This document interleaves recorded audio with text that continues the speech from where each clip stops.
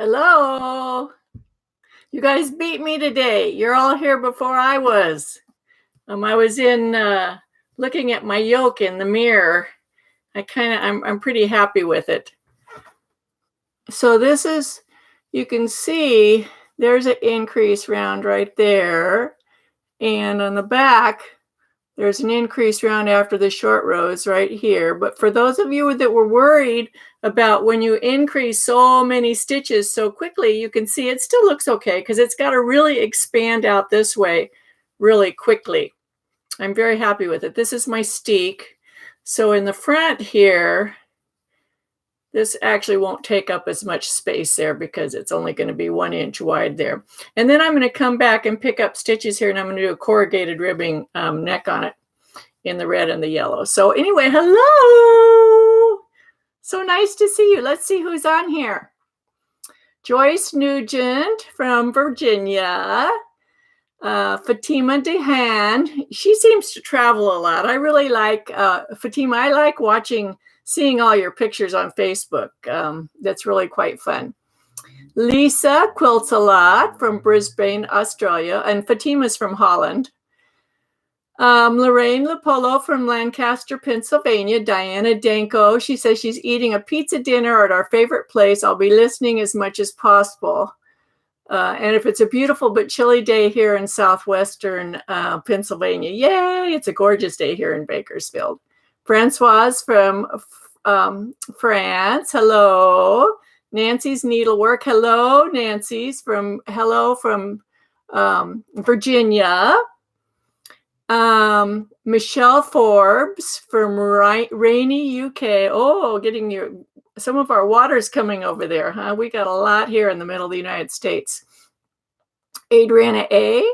Diana Aubrey from Utah. Judy Kruger from Wisconsin. Kelly Mycat from New Hampshire. And Mary Inman from Sea Island, Georgia. Anne Tremoliers from France. Hello. Hat Lover 67 from upstate New York. Catherine Continental Combined and BNI live stream, and you, Suzanne, swatching at the same time. Yay! You're fun. We're all knitting together. Okay. And Amy from Montana.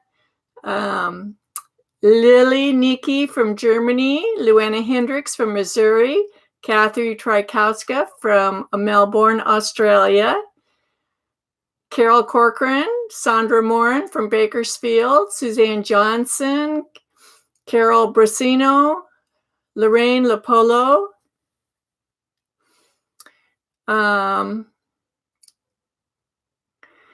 Renee Petrowski, my friend, she moved away. I miss her. Grammy Lulu, Bonnie Davis, Margit, Lola Lixie, Demetria, hello. Kurt Payne, hello from New Zealand. Frank HB from Hamilton, Ontario, Canada. Tanya from London. Okay, hello. Don't you love this? I love it. I put it all on, it's on 3 needles right now. I don't really own any big old long needles because I just never knit with them. So I just put it on 3 needles. And then I was all set because I wanted to take the picture for sending this out to alert you about the live stream. But then I didn't want to deal with taking it off the 3 needles because I really wanted to knit on it some more. So it's been sitting here. And I have deprived myself of knitting on it so I could show it to you. But as soon as this live stream is over, guess what I'm going to be doing? I'm going to be knitting on it. Anyway, I have a lot to talk about today, some interesting things. And I want to start out by showing you my chart. So this is my chart that I'm using for this design, for this design right here. It's going to be like this. And you can see it's going to fit around me. It's going to go like this. Okay. Now, this was just the straight design without any alterations to it. No, but I had to alter it because I needed to have places in here. I needed to remove stitches so that I could add stitches. So the top needed to be squished in a little bit. See, these are a lot closer together than these are. Do you see that?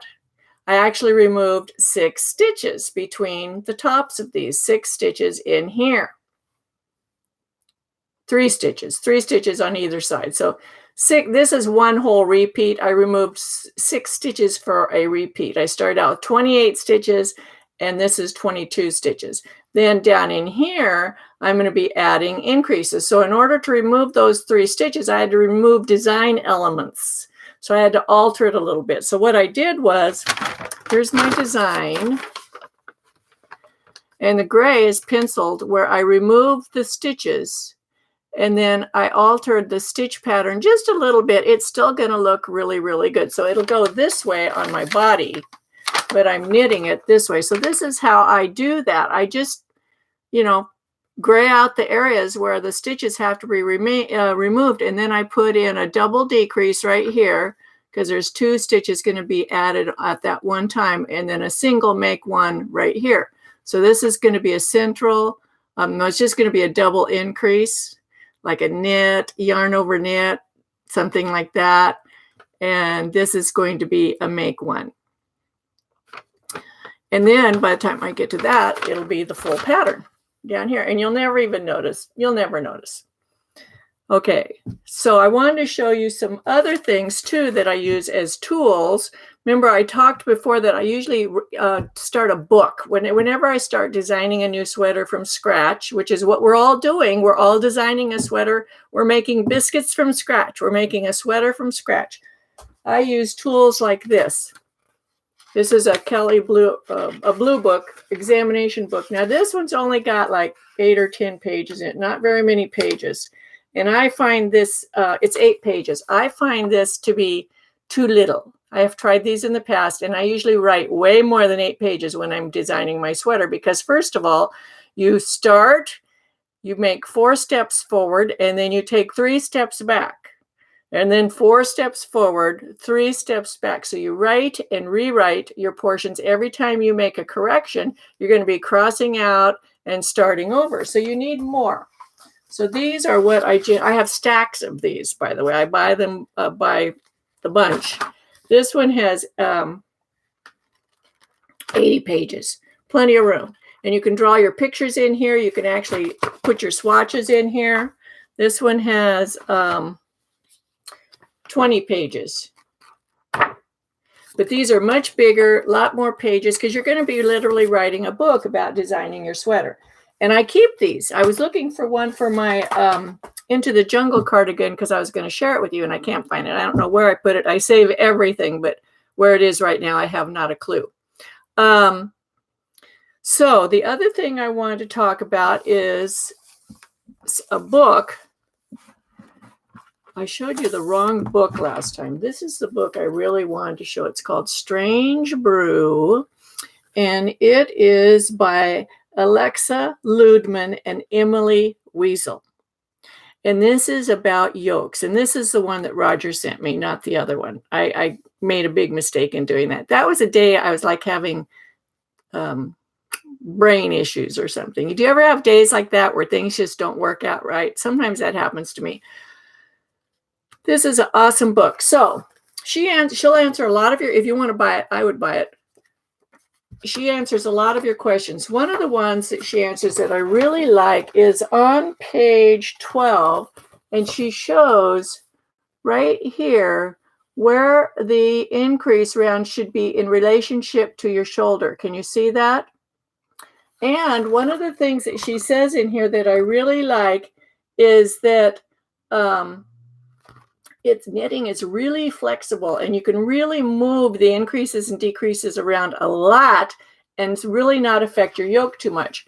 But she says the lower portion of the yoke, the lower tier, work on full stitch count for 40 to 60% of the yoke depth. So I'm projecting that this part for me is going to be about 50% of the yoke, actually 60%, because I've moved it up 1 inch from the bottom. So I'm going to have mine be like this. And then here's my armpit down here. I want it to end 1 inch before my armpit. I have planned it that way because I don't want this to come down into my armpit.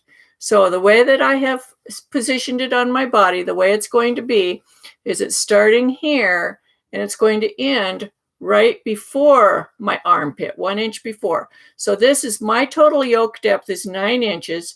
This is 4 1/4 inches long. So I moved it up an inch. It's not the bottom half. It's slightly moved up into the top. So really I'm working my design in the bottom 60%, but my final increases will be in the 50% because I'm going to still be making some increases right in here.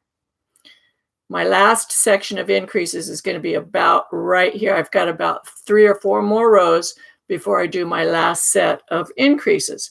So right now it's just coming over the tip of my shoulder. I've got about this many more rows to do, and then I will be at my total stitch count for my body. Okay? Now, I don't want to lose my yarn down here. Okay, so I showed you those things, and I have one more book to show. I was tying my arm around my leg. See, doesn't this look cool? I love it. Okay. I have one more book to show because someone asked about holding yarn if you're working with 3 strands, more than 2 strands if you're doing stranded knitting. I've probably shown this book before, but I love this. This is called Color Knitting Techniques. And this is by Margaret Radcliffe. This is an excellent book to add to your library. So on page 152, she says, working with more than 2 colors. Although traditional Fair Isle knitting is restricted to 2 colors per row, other knitting traditions or personal preference allow you to use more colors. If you can knit with both hands, you may want to hold 2 colors in one hand and 1 color in the other hand. She says most people hold the background color in one hand and the 2 colors, the color work colors, would be in their other hand. So for example, if your background color were the yellow, I would hold that in my right hand, just like you hold the non-dominant color in your right hand. And then let's say I had red and maybe I have some black dots that I'm going to put in here. I would hold those in my left hand. If she says, if you have one color that you use not very often, just let it drop and bring it up when you need it, or duplicate stitch it in later and just work with 2 strands for all your 2 colors. And then if you need that 3rd color as a little pop every once in a while, just add it as a duplicate stitch. So I hope that answers that question. So those are the books and the things that I wanted to share up front today. And then I'm going to look at your questions over here, and we'll kind of go back and forth between the live questions and the written questions, okay? So how's everybody doing? You guys doing okay?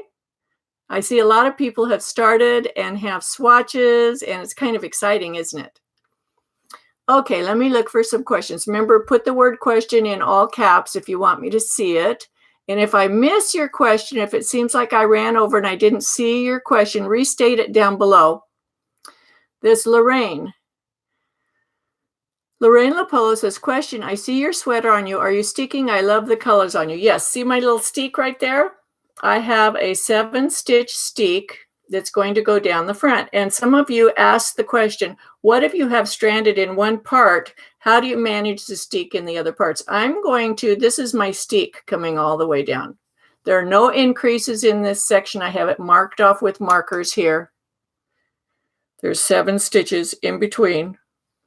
And I'm going to reinforce all the way down. Now notice that my steek is a striped steek. I have worked the checkerboard steeks too, which is the other alternative for doing your colors, but I find it really difficult to do that nice crochet finishing reinforcement when it's checkerboard. I have a really hard time seeing which stitches are involved.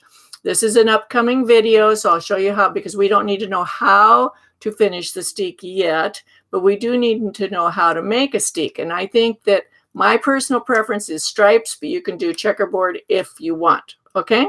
Just know that when you do checkerboard, it's hard to figure out where to do the crochet reinforcement. Now, if you're not doing a crocheted reinforcement, you're going to sew it on the sewing machine. It doesn't matter whether it's striped or checkerboard. Okay.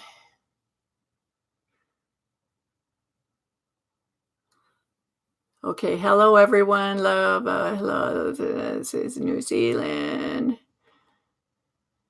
Question. Let me find a question. Boy, we have a lot of people on here.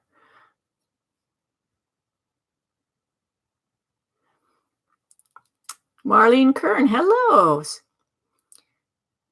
Still looking for, Judy Nugent, question. My yoke depth based on armhole depth is only 6.5 inches, not much area. So should all increases be within 3.25 inches? Some of my measurements are within 32 and 34 child sizes. Let me look at the child sizes, okay? 32 and 34.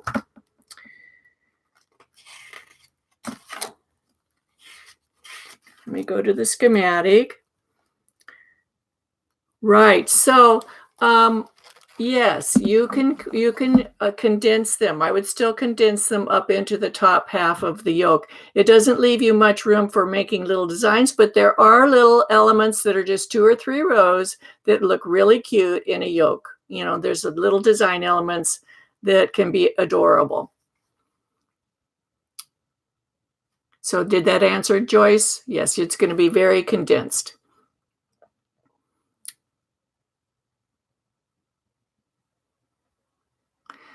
Okay, Michelle Forbes, question. My upper arm measurements is smaller than the one given for the yoke size I'm using. Do I increase by fewer stitches? The difference between the sleeve sizes in the final yoke decrease round. Yes, so I just updated the video that I made on how to do the differences between when your sleeve and your bust are in 2 different sizes. I just re-updated it today. I closed the other one off and uploaded a brand new one because the other one was too complicated. A much simpler way is to find your size, your chest circumference size, and then go to the page. It's on page, let's see, it's page 40. Nope. Page, this is for the sweater, but it doesn't really matter because it tells you the stitch. Page 36. The top box, this is page 36. The top box up here tells you there will be, and that's how many stitches there will be when you finish doing all of your increases for the yoke. This is before the arms and body are divided off. So if your arms are a different size than the body, figure out what the stitch count should be for your arms or the size. Let's say you're doing size, I'm going to use size 40 and your arm fits size 38. So when you go to look at the arm sizes, the difference between let's use 2 size difference. Arm size of 36, a bust size of 40, okay? So look at size 36 for the arm. Look at size 38 for the 40. And this is on page 36 where it says, then place the following number of stitches of waste yarn on holder for the sleeve. Look and see how many stitches are in the sleeve for your size and stitch gauge. And look at the desired size that you would like to have for your sleeve. So let's say that you were using size 40 for your bust and you want a size 36 sleeve. So size 40, for 5 stitches to the inch, you would divide off 62 stitches for the sleeve. Size 36, you would divide off 56. So that's 6 stitches difference. So that means you need 6 fewer stitches in your yoke for that sleeve. For 2 sleeves, that means 12 fewer stitches in your yoke. So if you're doing 4 increase rounds, you would just leave out 3 stitches from each increase round, and then you would have the correct number. So when you break off your sleeves from the body, you'll have smaller sleeves, but the body won't be impacted. The body will be fine. Does that make sense? In the video, I show it for a size 40 bust and size 44 arm, so it's going up, but it's the same as going up and down. Same concept, okay?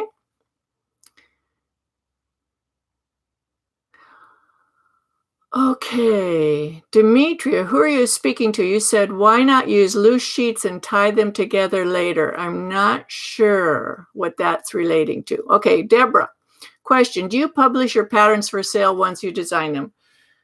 No, but if you want to, what I do is I figure if I'm going to go to all the work of designing a sweater, I might as well include all of you with me, and you can design your sweater at the same time that I'm designing mine. So I'm telling you designing and construction theory, and then you can use that theory. If I write up my patterns, like once I design this and then I want to sell it, that means I have to size it. I don't like sizing.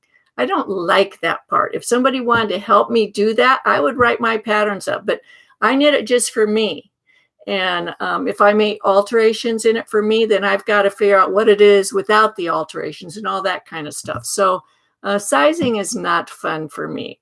Other people, it's a piece of cake, but for me, it's not. Okay, so I don't do that. Okay, here, let's see, it jumped up a bit. Sorry about that.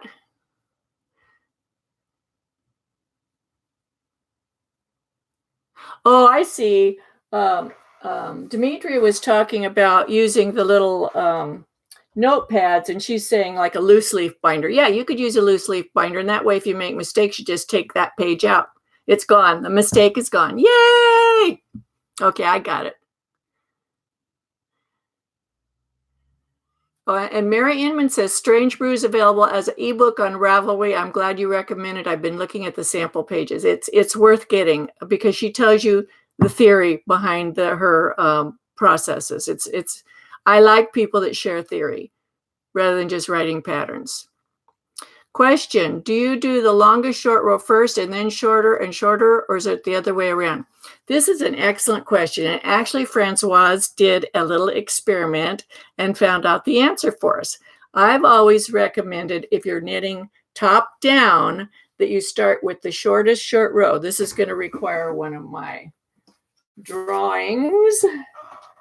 Let's see, where did I put my... Here it is over here. Okay.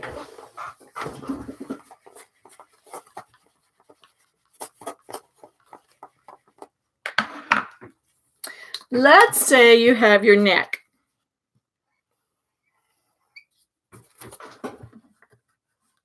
And so you're going to do short rows, right? And this is the back and this is the front. I start with the shortest one. And then when I come back, I pass this edge and go a little further. And then and that means I pick up that one and conceal it. And as I pass them, I conceal them. And you end up coming around to the front. So all of the short row turns are right on the edge of the neck, which makes them invisible. If you do it the other way, this is for top down. If you do it the other way, the longest first, that's the longest first, here's the longest, and then you come back and they get shorter and shorter. The short row turns are actually down in the fabric now. And they're more likely to show. Do you see? The overall effect, size change, is pretty much, it's hard, there is a difference, but it's hard to tell. But this way, your short row turns are going to be actually in your fabric. Whereas the way I do it, they're along the neck edge and they're invisible. Now, if you were working bottom up, you do the opposite. You do the longest first, ending with the shortest, because the shortest should be, so if you're doing bottom up, you do the longest, and then they would get shorter like this, and then you do your neck. And they would all be, they'd be around the neck. And so the short row turns would be around the neck edge. Does that make sense? It's engineering again. Knitting is engineering. Have you been reading all the new stuff about how they're using knitting in engineering now? It's very, very cool. My thing's flipping up because of my needles. Okay.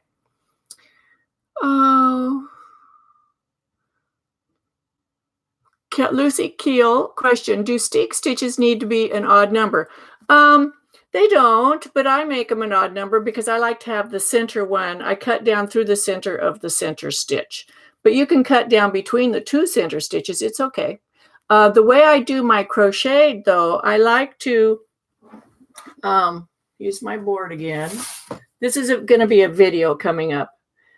So if you have your stitches,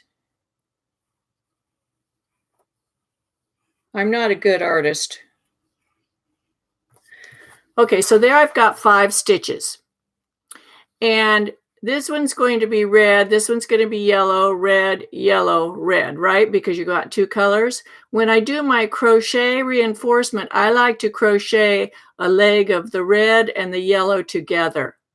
So that requires going down each side. So they're crocheted like this. These are connected and these are connected down and then I cut right in the middle, okay? That requires a central stitch. If you have an even number, when you do the crochet reinforcement,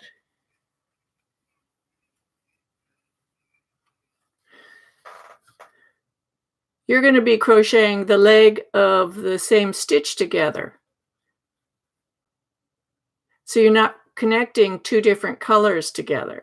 I like to, when I do my crocheted reinforcement, I like to have 1 leg of each color. That way I'm stabilizing both colors at the same time. Does that make sense?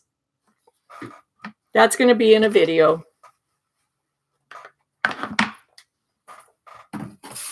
That's a great question. Great question.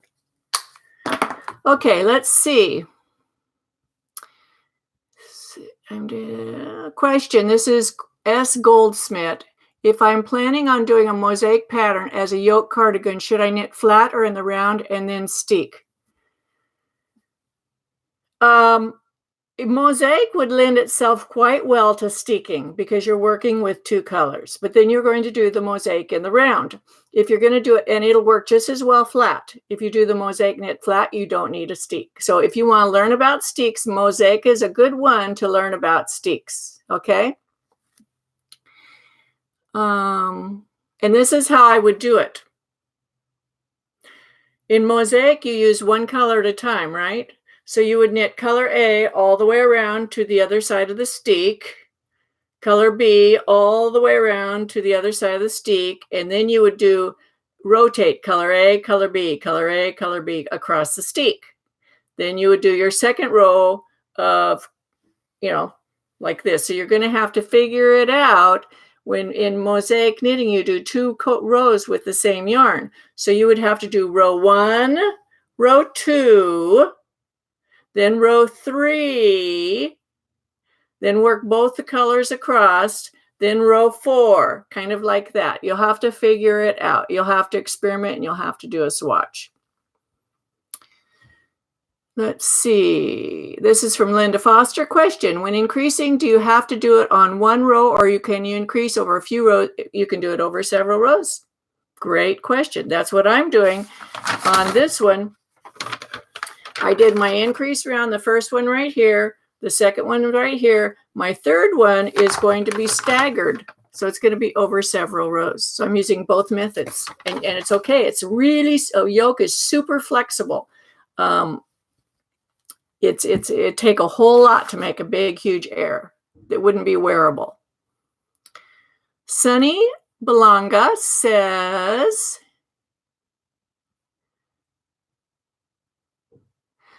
how do you determine yoke depth without using Ann Budd's book? I do have the book, but I would like to know this. It's the armhole depth. It's equivalent to the armhole depth.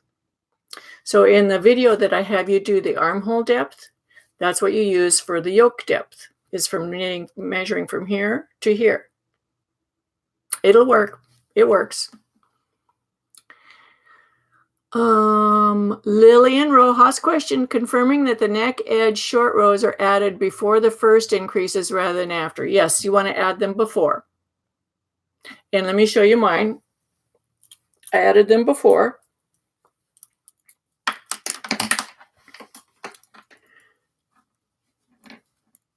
So here is my first increase round. There's some short rows, see them? Here's the first increase round right up at the neck. Here's the ending of my short rows. See the short rows in here? They're right after the neck, and the increase round is directly after them. All the way around the back. And it looks fine, see? I wish I could. Not doing that very good, but see, it looks good. It looks fine.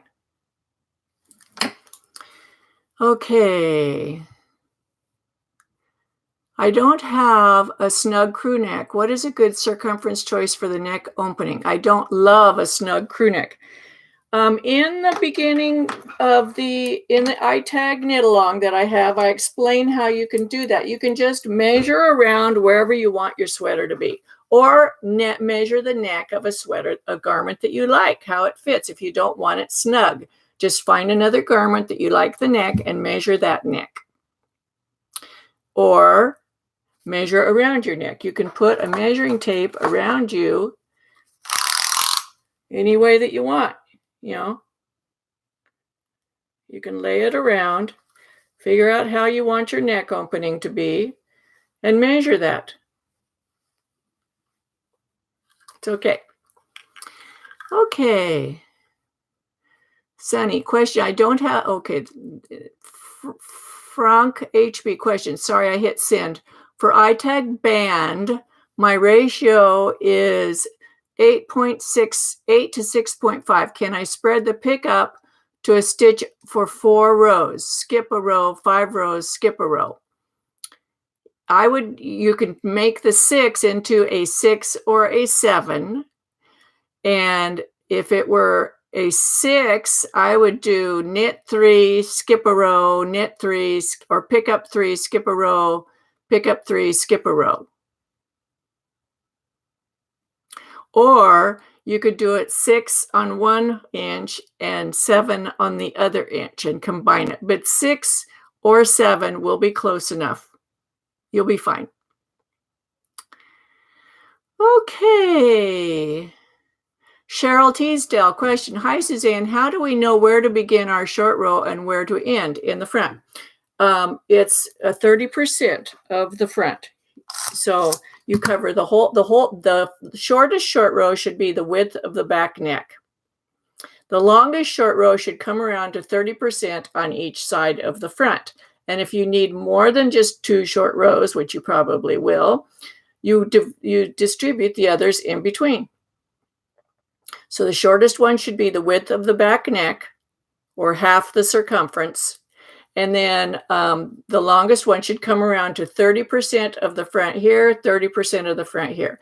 So you can see my longest one came to right here on either side. So I have 30% in between and 30% here, 30% here. See that? And then the shortest one is right back here. And the others are distributed in between.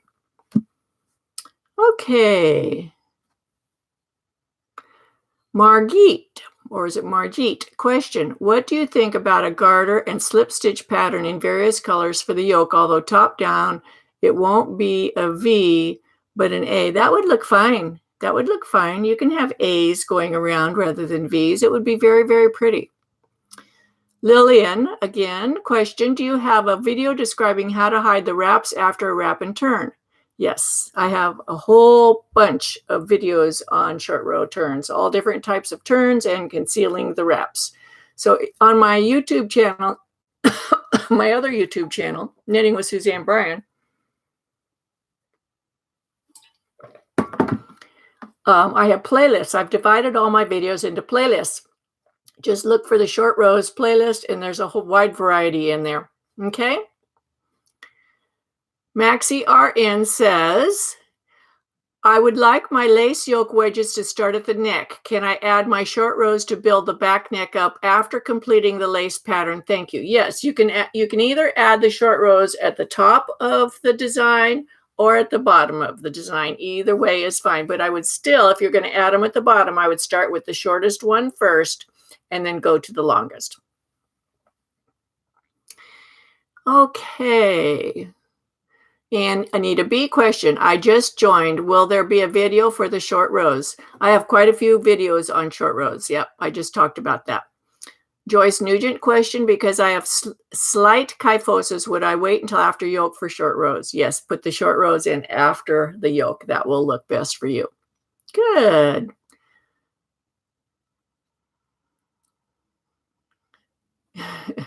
Sunny, Frank HP says, I always love it when you say you'll be fine. You will be fine. You'll be okay. It's just knitting. Sunny Belonga question, some Fair Isle colorwork patterns start right from row 1. How would you address the back of the neck short rows in that scenario?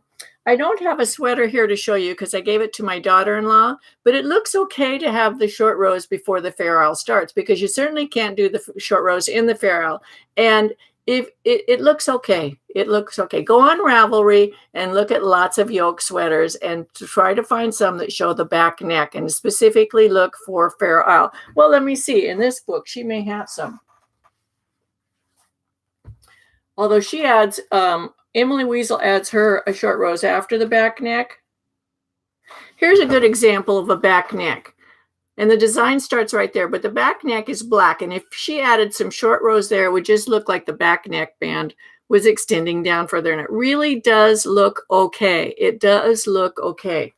I've done it many times. Here's an example of the chevron type design. And if there were short rows in here and this was slightly longer, it just looks fine. It brings the back neck up. Mary Inman question, is there a good book for online resource that would provide guidance for altering design elements similar to what you were showing on your swatch at the beginning of the stream? I don't know any software that shows that. I'll look in my library for next time to see if I can find something that shows, but it's just drawing, and trying it and experimenting. And once you do it one time, it's kind of addicting because it's really fun and it's not near as hard as what you think it is.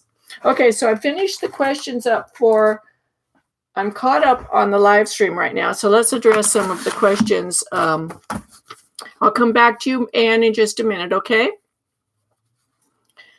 Let's see, this is from Ravelry. This is from MSB question. When creating a yoke cardigan, I understand how to maintain 2-color linear stripe or checkerboard steek pattern when working the stranded pattern in the yoke, but how is the steek pattern continued when only working in one color? Just like this, and it's okay. I know I keep saying that it's okay. Now I'm going to be self-conscious about it. But what you're going to do is when you reinforce this, you're just going to reinforce that center column, and then you'll cut it. It will be okay. If you're really worried, you can use your sewing machine and reinforce it with the sewing machine. I would reinforce it on either side of where you're going to cut it and on either side of the edge of the steek. Yeah, I've done it before, and it's just fine. This is from L. Keel.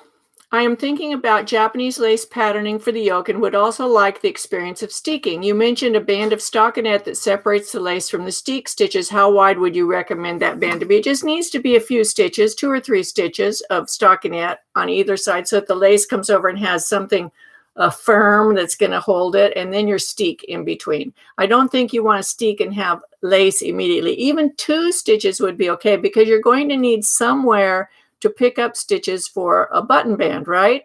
And it's hard to just pick up directly from lace. Even if you were knitting flat, if you were knitting a flat yoke with lace, you would have 2 stitches on either edge, correct, for picking up stitches later. Then the lace would be in between. You'd never work the lace all the way to the edge, and it'll be the same thing for a steek. That's a great question. You guys ask such good questions. This is from Susan Marie. For someone doing a stranded colorwork yoke, can you discuss the pros and cons of steeking just the yoke and knitting the remainder of the body back and forth? You can do that. So if you plan to do that, let's say the steek came all the way up to here, and these are added stitches. These are not in my stitch count for my yoke, right? I added 7 stitches here for my steek specifically, and these will be folding back behind, and then I'll have my button band here. So you would steek, and at the bottom of your steek, where you wanted it to end, you would bind off. And then below that, you would just start knitting flat. So and does that make sense? So I added 7 stitches. If I were going to start knitting flat now, when I got to this part, I would bind off these 7 stitches, and then I would go knit around this way, then this way. I just start knitting flat. I probably might add 1 seaming stitch on each edge. Okay.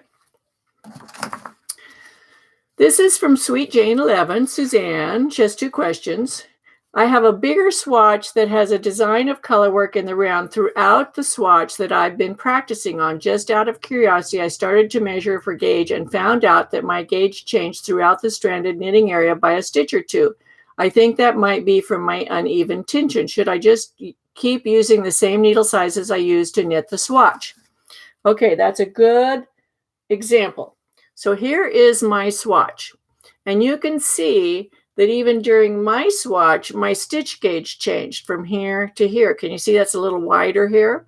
Because down here, there's a lot more yellow and less red.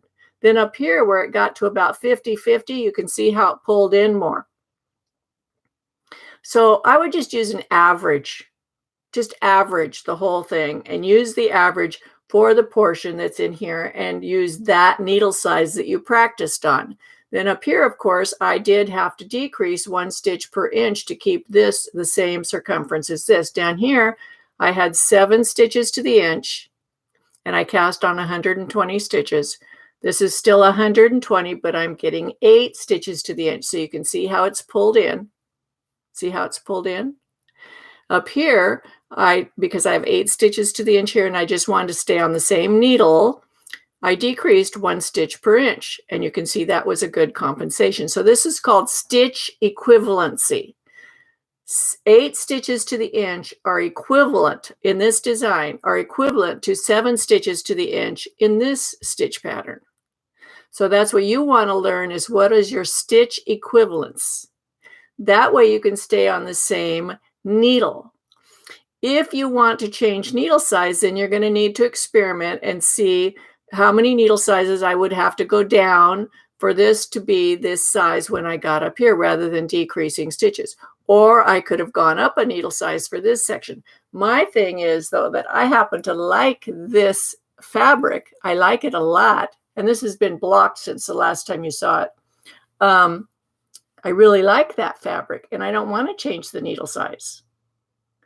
So that's one option. The option is either you change the needle size to make the 2 fabrics match, or you change the stitch count. That's the 2 ways to do it. Okay? You can do either one. They're both of equal importance. Okay, next one on here. That's question 1. This is Sweet Jane 11, question 2. How did you determine where to put your increased stitches that are evenly spaced out for your yoke sweater? How do I determine my number of increases for each round of the 3 sets of increased rounds? I just divided them by 3. I put a third up here and a third right here, and I'm going to put another third in a couple of rows, the other third. Then once you divide them by 3, you look at your design elements, and sometimes a design element might need 2 more stitches or 3 less stitches or whatever to fit in perfectly. I fudge. I move some stitches from one increase round to the other. It's okay to do that, just as long as you end up with the right number at the end. Okay? Okay, this is from K Black DVM.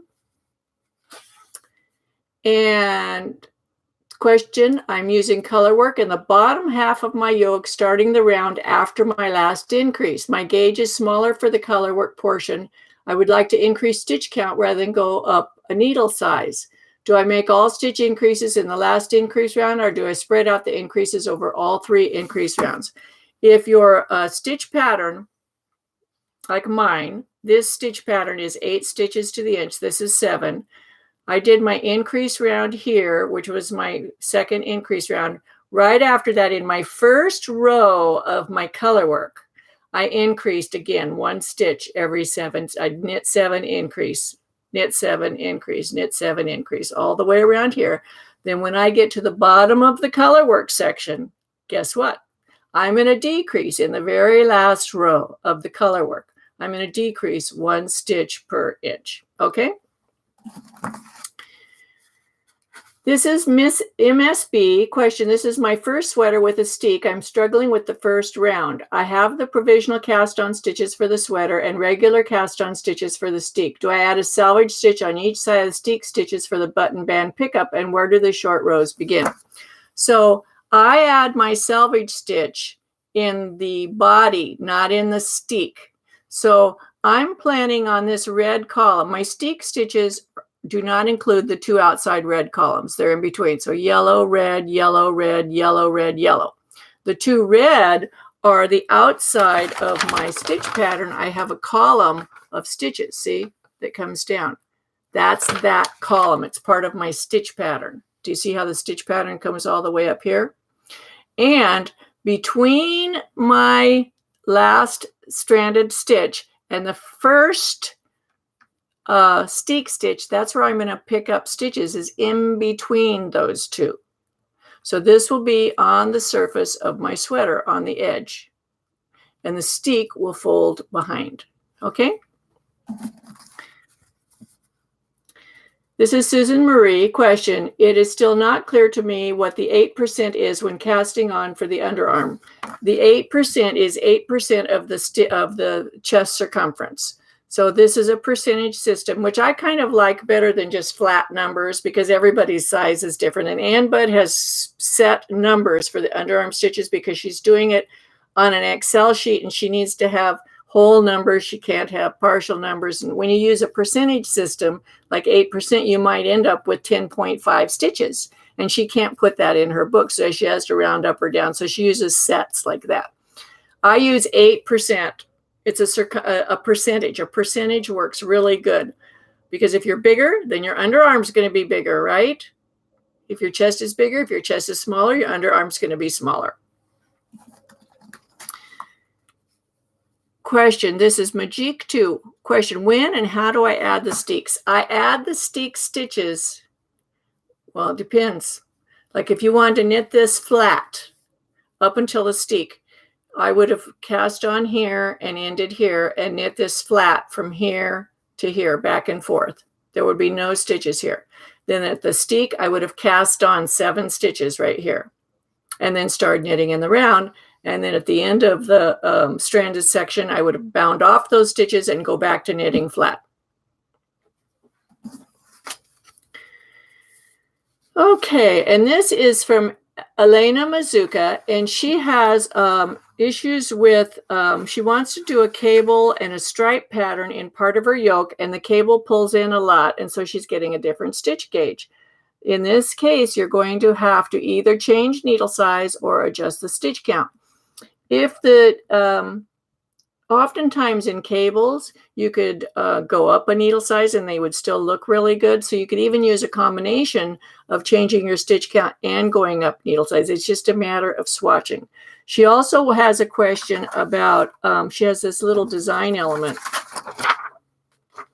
coming down the center, these slip stitches, and she wants to know about adding increases in there. If you add the increases in the slip stitch section, it's going to change your design.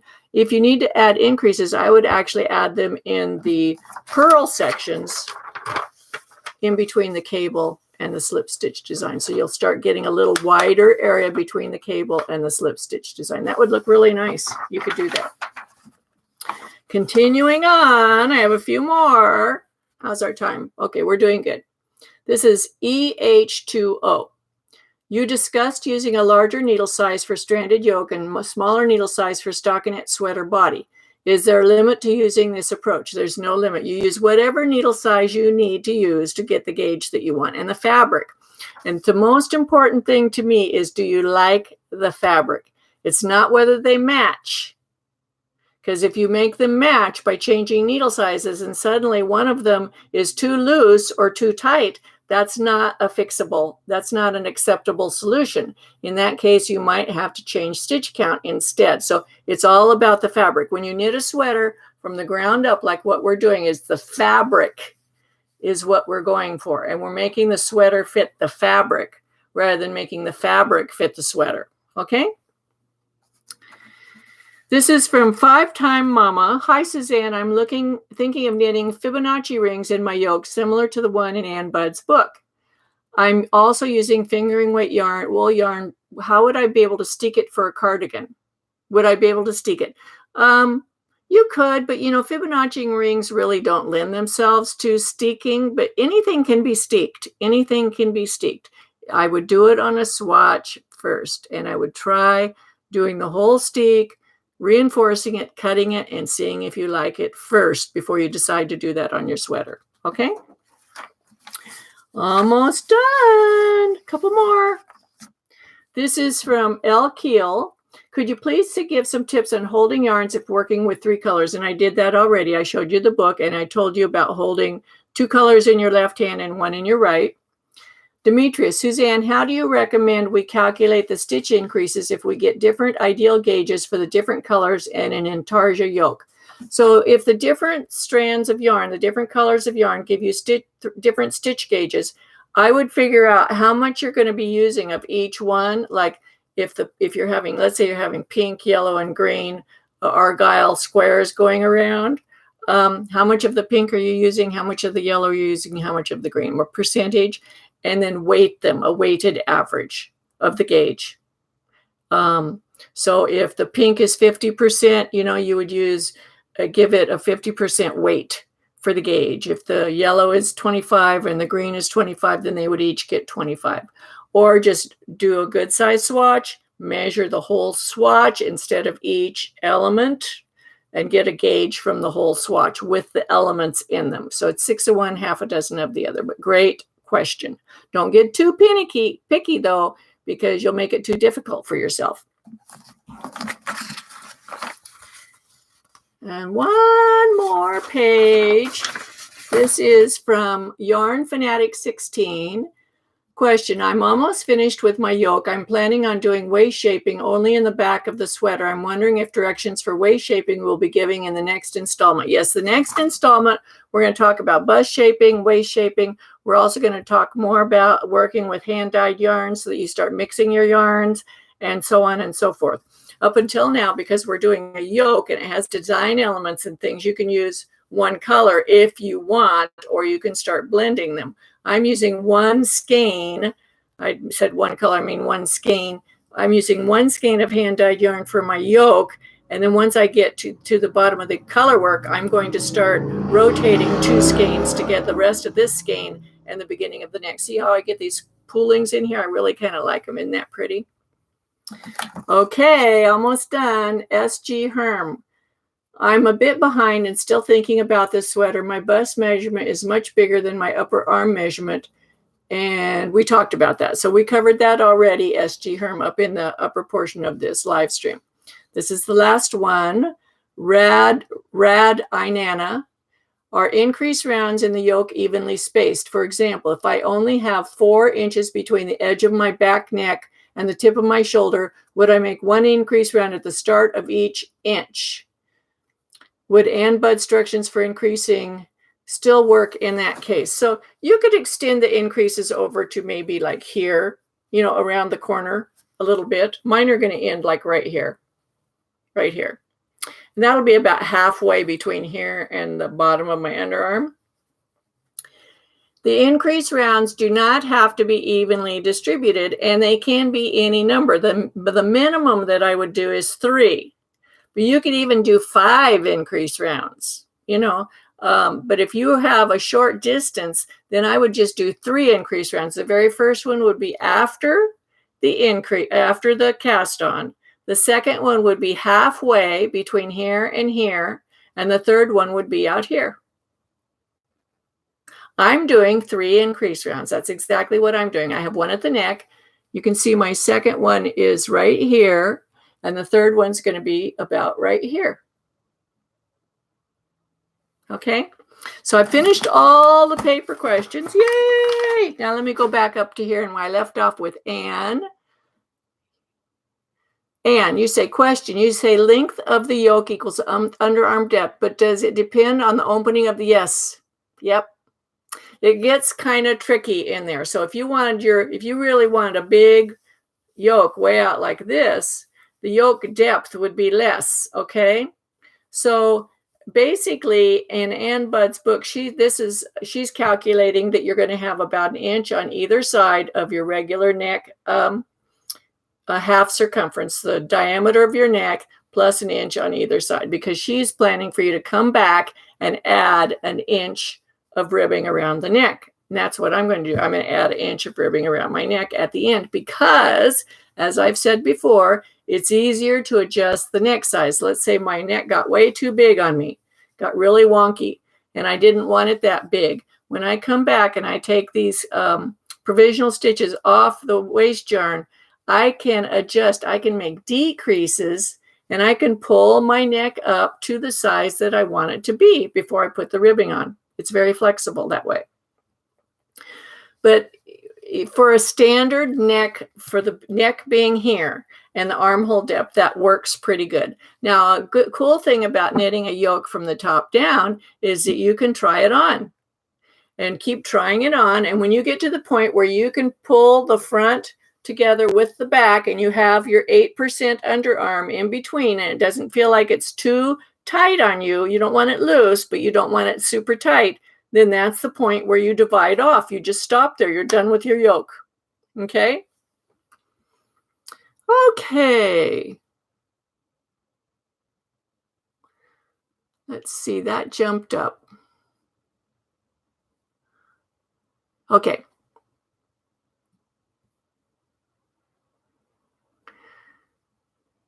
Now, somebody asked about the short rows when you're doing color work, whether you have them at the top or under the yoke. It is totally personal preference, and you will see it both ways equally. There's no one set way.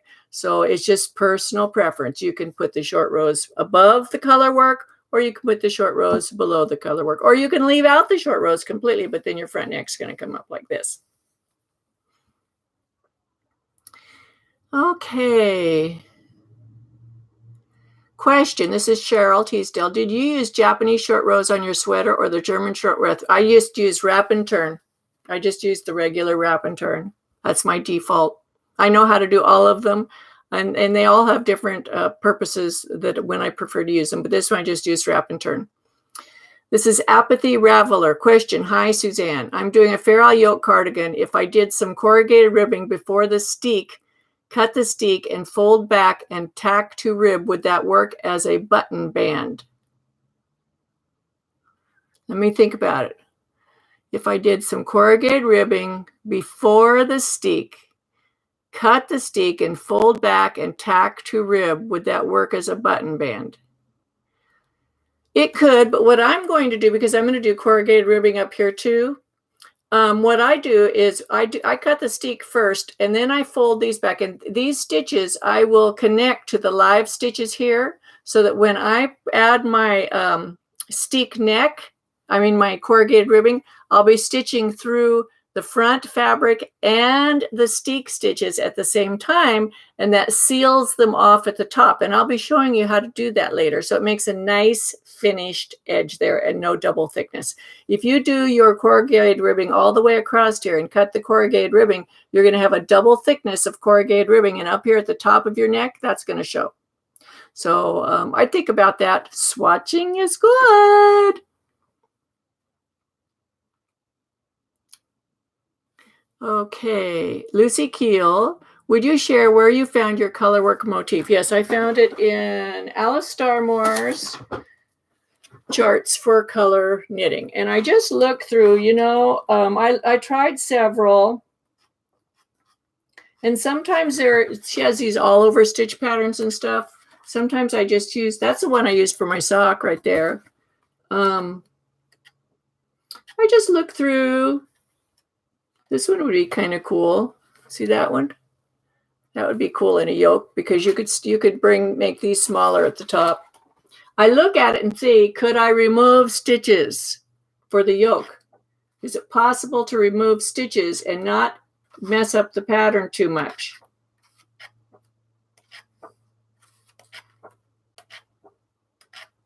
So I through it. I sit here and I just look through it and see what attracts me. And I try 2 or 3. On this one, I tried about 3 before I settled on this one. It's not always the first one. Okay. Sunny Belanga. Question, other than the longest short row being 30% into the fronts, how long would the other short rows be? I am working with fingering, so I'll probably have 4 pairs of short rows. So the shortest one is half the circumference of the neck. The longest one comes down to 30% of the front. Measure the distance or count the stitches in between those two and divide the remaining short rows between there. So the shortest one comes here, and then the next one would be here, and then the next one here, and then the next one here, and the next one here, and then you're done. Same on the other side. Francoise, question, in mosaic knitting, do we need to work on the tips of the needles or not? In mosaic knitting, do not do that because you'll get your knitting too tight. Mosaic knitting, when you're knitting, you knit a stitch and then you slip the next stitch, right? For your design. And then you knit the next stitch. You need to leave enough room between the knit stitches for the slipped stitch to exist without being pinched up between the two stitches. This is the biggest problem I see in mosaic knitting, is that people pull the yarn too tight between the stitches where the slipped stitch is in between. So let's say you have a slip stitch here and you have a knitted stitch on either side. You don't want these pinching the slipped stitch so it disappears. And that makes your tension really bad. So mosaic knitting is very much like stranded knitting, where you have to leave space between the stitches. It seems like you'll get wonky knitting, but you won't. You'll get lovely knitting. Good question. Valerie Dunham, question, will you please do a video of how to sew your sweater on the sewing machine and sewing in the ditch? Yes, I will. When we get to doing the, I'm going to do that on the zipper video. I have to go to the store and buy a stupid zipper, okay? That's what's taking so long. I have my swatches now. I have to go get a zipper so I can show how to install a zipper. But I'm going to show it on the zipper video, and I'll show it when we do the steeking video. I'll show you how to sew in the ditch on the sewing machine, yes. But that will come at that time because I have other videos to make in between. Adriana. She says, I am in rad inana. Is the bottom of the yoke the chest circumference plus arm circumference? Not really, but that's a good start. The bottom of the yoke is the chest circumference minus the underarm stitches plus the arm circumferences, or the sweater sleeve circumferences, minus the underarm stitches. So let's say that your underarm stitches are going to be 8%. So you have an 8% here, an 8% here, an 8% here, 8% here. That is 32%, right? So you add, yep, 32%. You add both sleeve circumferences together, then you add the chest circumference, and then you subtract 32% of the chest circumference, and that will give you the bottom circumference of your yoke. Let's say you have a 40% circumference sweater, okay? Let's figure out what 8% of that is first.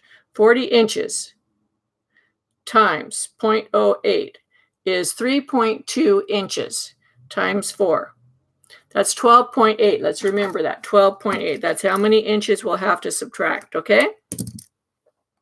So we have 40 inches plus, let's say this one's 14 and this one's 14, so plus 28. That gives us 68 inch. That's the both upper arm circumferences with the chest circumference added together for a size 40. I'm just making numbers up. 68 minus 12.8. 66.2 inches would be the total circumference. Let's do it again. 40 times 0.32 equals 12.8. Yep, that's correct. Okay. That's how you do it.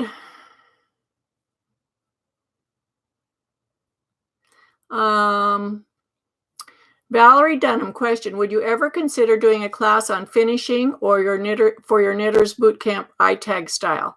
I could do that, yeah. I love finishing. We could do that. The thing is, limited amount of time, but I'm trying to shift over some of my live classes that I do into online sort of classes, and that'll free me up to do some more things because I have all kinds of things I'd like to do. It just goes on and on and on. This is Chana Lazaroff. Question, is it possible to do short rows in ribbing when I pick up provisional cast on? Yes, you can do short rows in ribbing. You can do short rows in any stitch pattern. Yep, doesn't matter because it's just all stitches. It's just where you turn, and when you come back and you pick up that stitch from the short row, you pick it up in pattern, you conceal it in pattern, it's fine. Good question.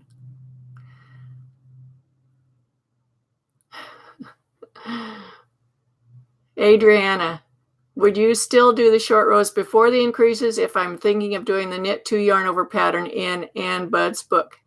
Yep. I would still do it before the increases. If you do it after the increases, you've got a lot more fabric to deal with. Try it. You just try it and see what you think.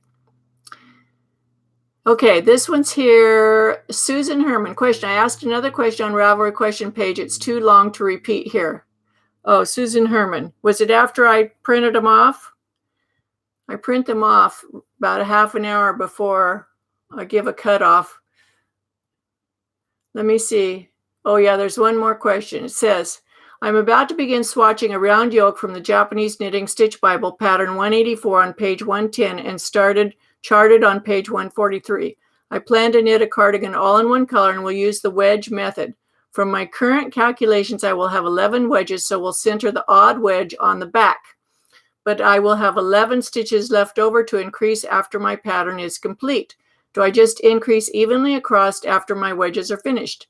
I'm not sure how to add these 11 stitches. Also, I know I have to reverse the diagram, but is there a right side and a left side increase? I looked at your increase videos and believe that the central double increase will work best. I know this is a complicated question. I hope you can help me. Let me look up those this is in the Japanese Stitch Bible. Yes, page 184 and 110. Whoops, I don't see page 84. Pattern 84, page 110.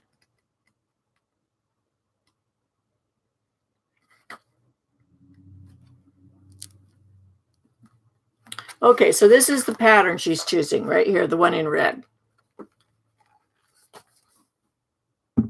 And it's worked from the bottom up. So where I would make the increases, the last increases that you need to make, I would make them in between these shells here. Can you see that? You have these shells coming down. I would put them in here. That would look fine.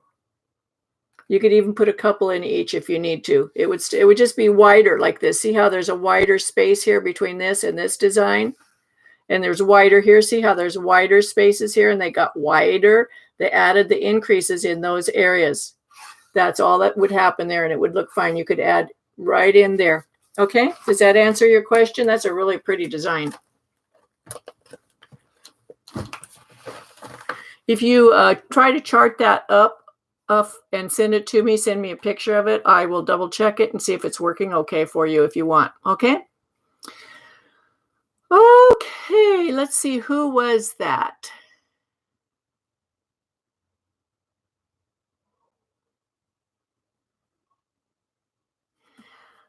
Oh, where was I? I think I lost my place.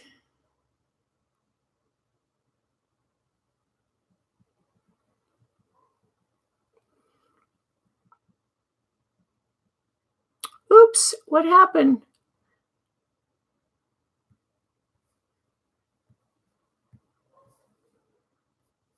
I lost everybody. Okay. Now let's see.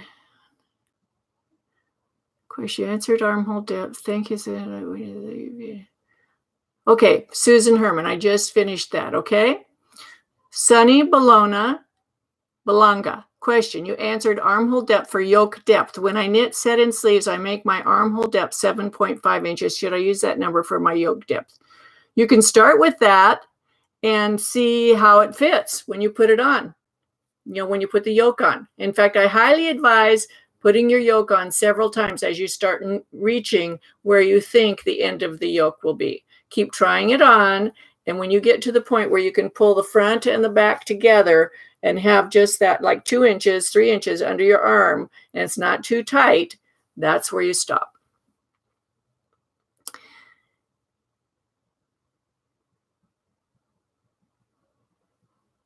Okay, Linda Bunton question.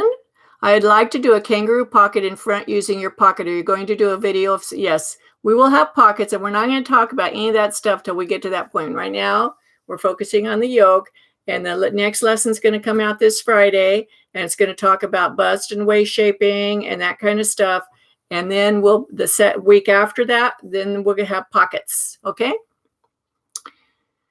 Okay. Deborah Cisneros put comment in all caps. Really enjoy knitting theory we're learning. It's like learning music theory versus just learning how to play a song or someone else's style. By learning theory, you develop creativity. Yes, I love the knitting theory. It's very cool.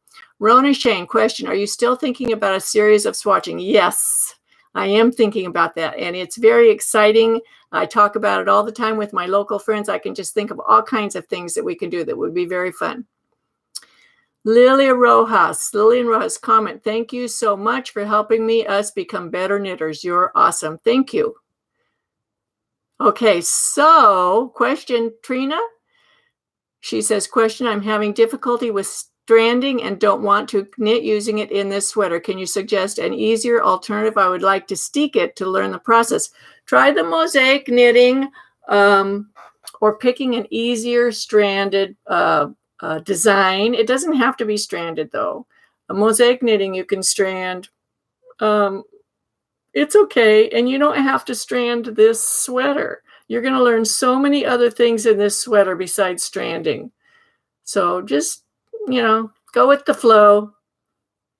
Make the little wristlet and see, did you try making that wristlet? That gives you a good practice on stranding.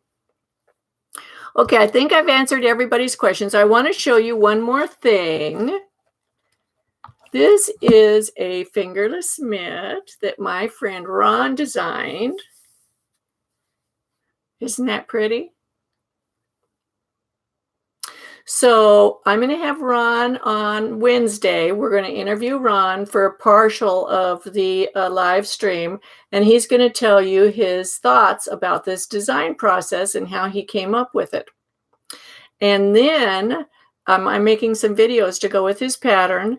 He's also going to have a special code for you so that you'll be able to get a discount if you want to purchase this pattern. Isn't that pretty?